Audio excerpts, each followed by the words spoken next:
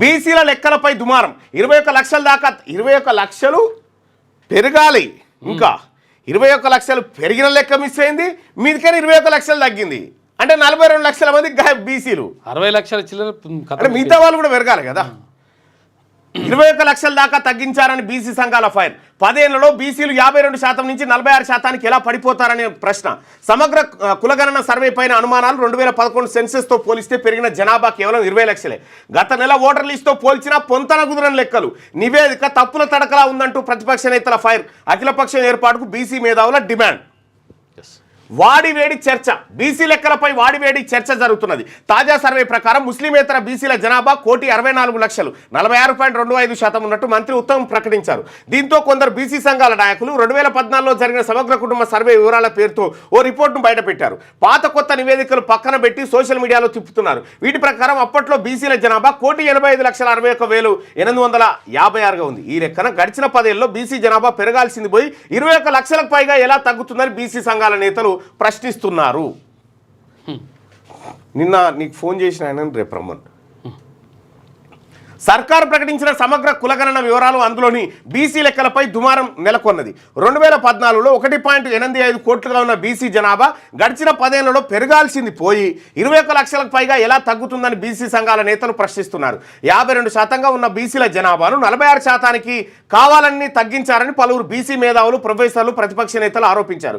వెంటనే అఖిలపక్ష సమావేశం పెట్టి నివేదికపై చర్చించాలని డిమాండ్ చేశారు. ఈ క్రమంలో సమగ్ర కులగణన సర్వే తీరుపైన పలువురు అనుమానాలు వ్యక్తం చేస్తున్నారు. 2011 సెన్సెస్ ప్రకారం రాష్ట్ర జనాభా 3,50,00,000 కాగా గడిచిన 14 ఏళ్లలో పాపులేషన్ కేవలం 20 లక్షలే ఎలా పెరుగుతుందని నిలదీస్తున్నారు. 20 లక్షలు పెరిగింది, అందులో మళ్ళీ ఓసీలే చూసుకో, ఎవడు పెరగలే. గత నెలలో ప్రకటించిన ఫైనల్ ఓటర్ల జాబితాకు తాజాగా ప్రకటించిన జనాభా వివరాలకు సైతం ఎక్కడ పొంతన కుదరడం లేదని అంటున్నారు. గణాంకాలపై గందరగోళం. కేబినెట్ సబ్ కమిటీకి అందిన సర్వే రిపోర్టు ప్రకారం రాష్ట్రంలో 3,70,00,000 జనాభా ఉంది. అదే విషయాన్ని మంత్రి ఉత్తమ్ కుమార్ రెడ్డి ఆదివారం ప్రకటించగా భిన్నాభిప్రాయాలు వ్యక్తమవుతున్నాయి. 2011 సెన్సస్ ప్రకారం రాష్ట్రంలో 3,50,00,000 మంది జనాభా ఉంది. ఈ జనాభా లెక్కలు నిర్వహించి 14 ఏళ్లు గడుస్తున్నాయి. ఇన్నేళ్లలో కనీసం 50 లక్షల నుంచి 70 లక్షల దాకా జనాభా పెరిగి ఉంటుందని, ఈ లెక్కన రాష్ట్ర జనాభా 4 కోట్ల నుంచి 4,20,00,000 చేరుతుందని అందరు భావించారు. వాస్తవం కదా. కానీ అనూహ్యంగా 14 ఏళ్లలో కేవలం 20 లక్షల జనాభా మాత్రమే పెరగడం విస్మయానికి గురి చేసింది. అంతేకాదు, గత నెల 6న ప్రకటించిన తుది ఓటర్ల లిస్టు ప్రకారం రాష్ట్రంలో 3,35,27,925 మంది ఓటర్లు ఉన్నారు. ఈ లెక్కన ఓటు హక్కు లేని 14 ఏళ్లలోపు పిల్లలు కేవలం 35 లక్షల మందే ఉండాలి. కానీ అంగన్వాడీలు, స్కూళ్లు, జూనియర్ కాలేజీలో ఎన్రోల్మెంట్ అయిన విద్యార్థుల సంఖ్య ఏకంగా 80 లక్షల దాకా ఉందని విద్యాశాఖ వర్గాలు చెప్తున్నాయి. చూసుకో. ఇంకా స్కూలుకు వెళ్ళని చిన్నారులు ఓటర్ లిస్టులో పేరు నమోదు చేసుకొని వాళ్ళని కలిపితే 1 కోటి దాకా ఉండొచ్చు. అంటే ఏ రకంగా చూసినా రాష్ట్ర జనాభా 4,20,00,000 పై మాటే. కానీ ఆఫీసర్ల సర్వేలో ఏకంగా 50 లక్షల దాకా జనాభా తగ్గడంపై విమర్శలు వ్యక్తమవుతున్నాయి. పట్టణాల్లో సర్వేపై అనుమానాలు. 2021లో జనాభా లెక్కలు నిర్వహించాల్సి ఉన్నా కరోనా కారణంగా చేయలేదు. దీంతో ప్రభుత్వం దగ్గర పూర్తిస్థాయి జనాభా లెక్కలు కానీ కులాల వారి వివరాలు కానీ అందుబాటులో లేవు. తెలంగాణ ఏర్పడిన కొత్తలో అప్పటి బీఆర్ఎస్ సర్కార్ సమగ్ర కుటుంబ సర్వే చేపట్టినప్పటికీ ఆ వివరాలు బయటపెట్టలేదు. దీంతో తాము అధికారంలోకి వస్తే సమగ్ర కులగణన చేసి లోకల్ బాడీల్లో బీసీ రిజర్వేషన్లు 42% పెంచుతామని 2023 ఎన్నికల ముందు కాంగ్రెస్ హామీ ఇచ్చింది. ఈ క్రమంలోనే నేడు సెప్టెంబర్ 6న నిరంజన్ చైర్మన్గా 4 సభ్యులతో రాష్ట్ర ప్రభుత్వం బీసీ కమిషన్ ఏర్పాటు చేసింది. తర్వాత హైకోర్టు జోక్యంతో నవంబర్ 3న రిటైర్డ్ ఐఏఎస్ భూసాని వెంకటేశ్వరరావు చైర్మన్గా, బీసీ గురుకుల సెక్రటరీ సైదుల్ను సెక్రటరీగా బీసీ డెడికేటెడ్ కమిషన్ నియమించింది. నవంబర్ 6 నుంచి 10 వరకు ప్లానింగ్ కమిషన్ ఆధ్వర్యంలో సామాజిక, ఆర్థిక, విద్యా, ఉపాధి, రాజకీయ కుల సర్వే 2024 పేరుతో సమగ్ర కులగణన సర్వే నిర్వహించారు. గ్రామీణ ప్రజలు ఈ సర్వేలో ఉత్సాహంగా పాల్గొన్నప్పటికీ పట్టణాల్లో ముఖ్యంగా జిహెచ్ఎంసీలో పబ్లిక్ సహకరించలేదని, చాలామంది వివరాలు ఇవ్వలేదని, ఎమ్యునరేటర్లపైకి కుక్కలను ఊసిగొలిపారని స్వయంగా పలువురు ఉన్నతాధికారులు, మంత్రులు చెప్పారు.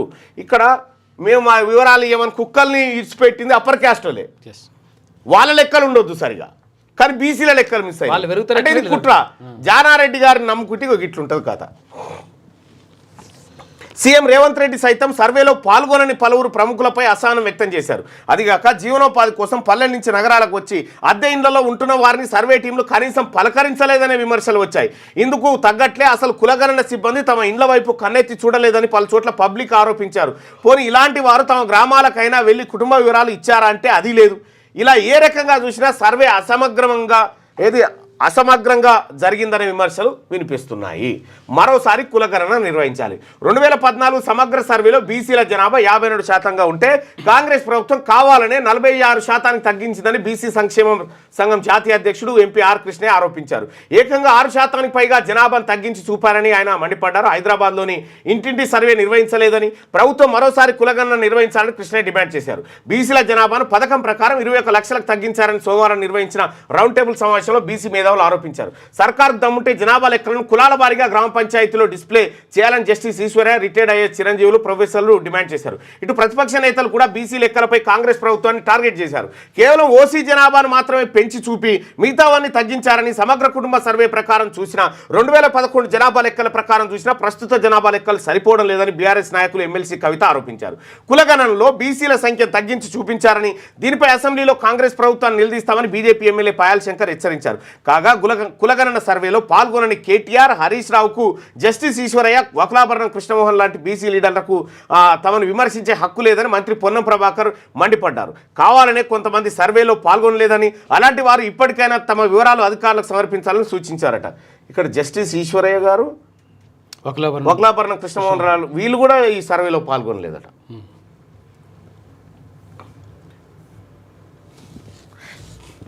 అసలు వచ్చి ఇంతకు ఫోన్ చేసి రారా అంటే, నిన్న నేను ఒక 2-3 సీనియర్ జర్నలిస్టులు వాళ్ళు రోడ్డు మీద మా ఇంటికే రాలేదు, మా ఇంటికి రాలేదు చాలా మంది ఉన్నారు. అట్లా నాకు చాలా మంది ఫోన్లు. విషయం ఏంటంటే ఇంకొక మిత్రుడు అంటున్నాను, నేను ఫోన్ చేసి బతిలాడితే కూడా రాలేదు నా తానికి. ఎవరు ఉంటే నాకు ఫోన్ చేయండి, రేపు వద్దురు, మీరే వద్దురు.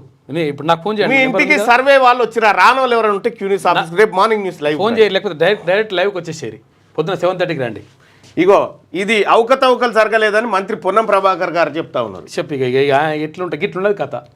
ఇప్పుడు రాహుల్ గాంధీ చెప్తుంది ఏంది, ఈయన చేస్తుంది ఏంది, ఇది కథ. ఇక పనామా కాలువను వెనక్కి తీసుకుంటామని చెప్పేసి ట్రంప్ అంటున్నాడు. పనామా కాలువపై చైనా జోక్యం నియంత్రణ మళ్ళొక్కసారి ప్రజా అభిప్రాయాన్ని కోరుదాం. సమగ్ర కులగణన తప్పుల తడక.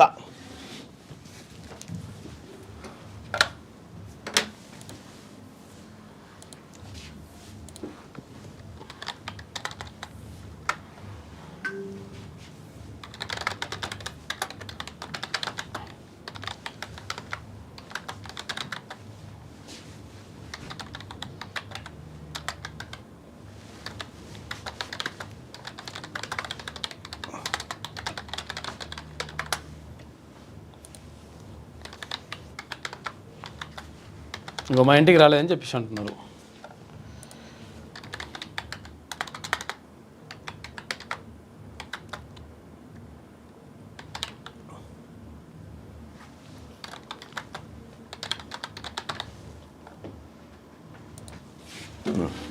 ఇక మీరు పాల్గొనండి సోదరులారా. అందులో ప్రభుత్వం చేపట్టిన కులగణన సర్వే తప్పుల తడక అని మీరు భావిస్తున్నారా?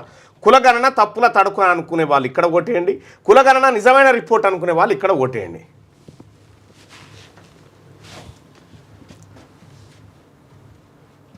మా ఇంటికి రాలేదు. నీ ఫోన్ నెంబర్ పెట్టమంటారు, వాళ్ళు వస్తారట. మా ఫోన్ నెంబర్ మళ్ళీ పెట్టన్నా, మరి ఎట్లా వస్తారా వాళ్ళు నీ దగ్గరికి? రై కొంచెం 970-170-3684. వావ్, 970-170-3684. ఏ టైం అయినా చేయొచ్చు మీరు, అట్లానే లేదు, ఏ టైం అయినా మీరు ఫోన్ ఉంటే కొంచెం వాట్సాప్ మెసేజ్ అనే పెట్టరు కానీ తాగు వాళ్ళకి జర్కిన్లు తెస్తా అని. ఏంది కథ? ఇక్కడ ప్రభుత్వం చేపట్టిన కులగణన సర్వే తప్పుల తడక అని మీరు భావిస్తున్నారా? Survey is fake. మా ఇంటికి రాలేరన్నా అని చెప్తారు చాలా మంది. ఒక ఇంటికి అటువైపు పోయారు, అటెంకలు రాలేదు. అవును, స్టిక్కర్ వేసిపోతారు అటే. ఇక మా ఇంటికి అస్సలు రాలేదు నాగార్జున సాగర్ దగ్గర. ఇంకా హైదరాబాద్ అయితే ఇంకా చాలా మందికి అట్లనే మొత్తం ఎక్కడ లేరంటే ఊర్లలో ఎట్లా జరుగుతుంది, హైదరాబాద్లో ఉండాలి.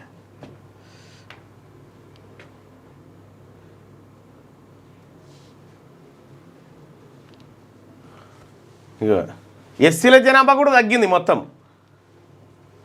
కులగణన తప్పుల తడక, దాని రిపోర్ట్ను మళ్ళీ చూద్దాం ఒకసారి. రైట్, ప్రభుత్వం చేపట్టిన కులగణన సర్వే తప్పుల తడక అని మీరు భావిస్తున్నారా? కులగణన తప్పుల తడక.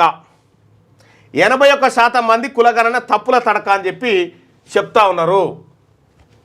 81% మంది తప్పుల తడక అని చెప్తా ఉన్నారు. ఇక ఇప్పుడు కేబినెట్ ఆమోదిస్తుంది దాన్ని, తప్పుల తడకను. క్యూ న్యూస్ ఛానల్లో పనిచేయటకు అనుభవం గల సీనియర్ వీడియో ఎడిటర్స్ కావాలను సంప్రదించవలసిన నెంబర్ 8688926084. qnewsads@gmail.com ను సంప్రదించండి. లైక్ చేయండి.